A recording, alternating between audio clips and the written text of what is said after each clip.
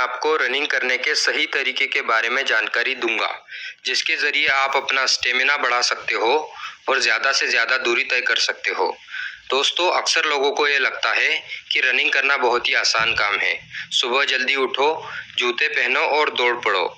बहुत से लोग इसी तरह से रनिंग करते हैं और कुछ समय के बाद उनको तकलीफें पैदा होने लगती है। इसकी सबसे बड़ी वजह यह है कि आपको रनिंग करने के सही तरीके के बारे में जानकारी नहीं है। दोस्तों, रनिंग करने के पीछे एक विज्ञान है, एक साइंस है। अगर आप उसे जान लेते हैं तो आप निश्चित ही बिना थके लंबा दौड़ सकते हैं, जिससे आपका स्टेमिना भी बढ़ता है। दोस्तों, आपका स्टेमिना जितना ज़्यादा होगा, उतनी ही देर तक दौड़ने के चांस रहेंगे। सबसे पहले आपको दौड़ते वक्त हाथों की पोजीशन पर ध्यान देना होगा, क्योंकि रनिंग करने के दौरान हाथों का मूवमेंट ही बहुत मायने रखता है।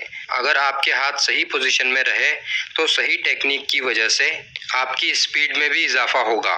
दौड़ते समय अपने कंधों को 90 डिग्री के कोण पर रखें। जब आप दौड़ रहे हो तो ध्यान रखना चाहिए कि आपका हाथ आगे पीछे जाते वक्त आपकी पसलियों और कोहनी के बीच ज्यादा गैप ना बने, और हाथों को ऐसी पोजीशन में ना रखें कि दायां हाथ बाईं हाथ की तरफ जा रहा हो। दौड़ते वक्त आपकी दोनों हथेलियां या मुट्ठी कूल्हे से ठोड़ी तक आती जाती रहनी चाहिए।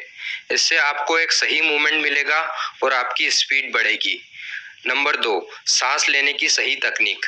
दोस्तों, नॉर्मली जब हम सांस लेते हैं तो हम फेफड़ों के ऊपरी हिस्से का इस्तेमाल करते हैं और हमारी बॉडी को पर्याप्त मात्रा में ऑक्सीजन मिल जाती है, जिससे शरीर की सभी एक्टिविटीज आराम से हो पाती है। जबकि हमारे फेफड़ों की ऑक्सीजन को स्टोर करने की कैपेसिटी 6 लीटर तक होती है।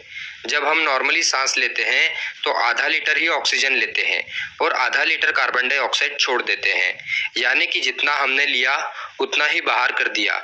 इस कंडीशन में ऑक्सीजन और कार्बन डाइऑक्साइड का संतुलन बना रहता है। लेकिन जब हम दौड़ते हैं तो दौड़ते वक्त जल्दी जल्दी सांस लेना शुरू कर देते हैं, जिससे फेफड़ों का ऊपरी हिस्सा ही इस्तेमाल हो पाता है, और जब मुंह से ज्यादा सांस खींच लेते हैं तो कार्बन डाइऑक्साइड को सही से नहीं छोड़ पाते हैं। तो इस कंडीशन में फेफड़ों में जरूरत से ज्यादा हवा भर जाती है, जिससे ऑक्सीजन और कार्बन डाइऑक्साइड का संतुलन बिगड़ जाता है, और फिर इससे नई ऑक्सीजन फेफड़ों में कम आ पाती है और फेफड़ों की मांसपेशियों पर जोर पड़ने लगता है, और इस वजह से फेफड़ों की मांसपेशियां थक जाती है, और साथ ही साथ बिना ऑक्सीजन के बॉडी में लैक्टिक एसिड की मात्रा बढ़ जाती है, जिससे आपकी बॉडी थक जाती है और थक कर आपको रुकना पड़ता है। इसलिए ये सबसे ज़रूरी है कि सही तरीके से सांस ले और पूरी तरह से बाहर निकाले। दोस्तों, दौड़ते समय आपको सांस को गहरा और लंबा लेना है, जिससे ऑक्सीजन की मात्रा हमारे फेफड़ों में ज़्यादा जाए और हम एक ही सांस में 5 से 6 कदम तक की दूरी तय कर सके। दोस्तों, जितने अच्छे तरीके से सांस लेना ज़रूरी है, उतना ही अच्छे से सांस को छोड़ना भी ज़रूरी है। तो आपने जितनी सांस ली उतनी ही सांस को छोड़ दे और फिर उसके बाद में नई सांस ले। दोस्तों, हमारे सांस लेने की स्पीड हमारे दौड़ने की स्पीड पर निर्भर करती है। तो अगर आप धीरे दौड़ रहे हो तो सांस लेने की स्पीड भी कम होनी चाहिए, और अगर आप तेज दौड़ रहे हो तो सांस लेने की स्पीड भी तेज होनी चाहिए। नंबर 3, सिर की पोजीशन। दोस्तों, कुछ लोग होते हैं जो कि रनिंग करते हुए कभी नीचे देखते हैं, कभी ऊपर देखते हैं, तो कभी दाएं बाएं नजर घुमाते हैं। ये रनिंग करने का बिल्कुल ही गलत तरीका है। रनिंग करते वक्त हमारा सर एकदम सामने की तरफ होना चाहिए। अगर आपका सर नीचे की तरफ झुका रहेगा या दाएं बाएं झुका रहेगा तो गर्दन की मांसपेशियों में खिंचाव आ सकता है। नंबर 4, पैरों की लैंडिंग।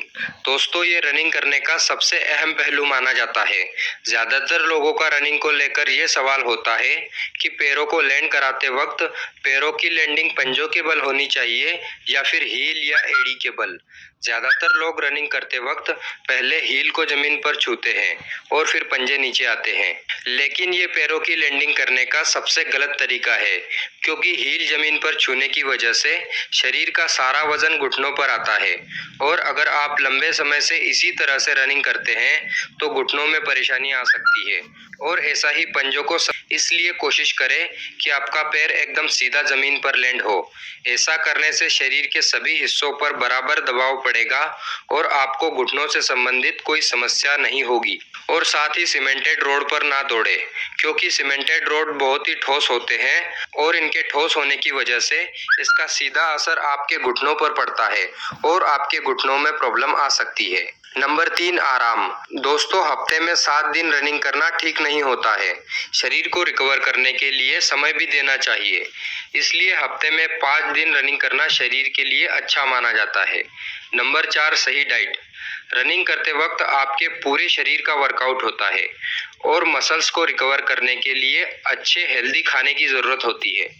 इसलिए रनिंग करने वालों को अपनी डाइट में सभी प्रकार की दालें, अंडे, वे प्रोटीन, ओट्स, हरी सब्जियां, टमाटर, गाजर आदि अपनी सुविधा के अनुसार अपनी डाइट में शामिल करना चाहिए। नंबर 5, हर दिन एक्स्ट्रा दौड़े। मान लीजिए अगर आप आज से ही रनिंग स्टार्ट कर रहे हैं तो पहले करीब 1 हफ्ते तक नॉर्मल दूरी तय करें, लेकिन जैसे जैसे आपका शरीर खुलता जाए रोजाना रनिंग का समय भी बढ़ाते जाए।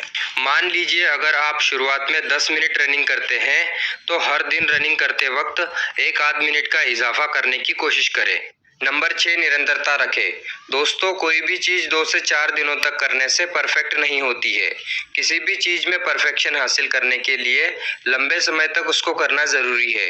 अगर आप अपनी स्पीड और स्टेमिना बढ़ाना चाहते हैं तो हफ्ते में कम से कम 5 दिन रनिंग जरूर करें, जिससे आपके शरीर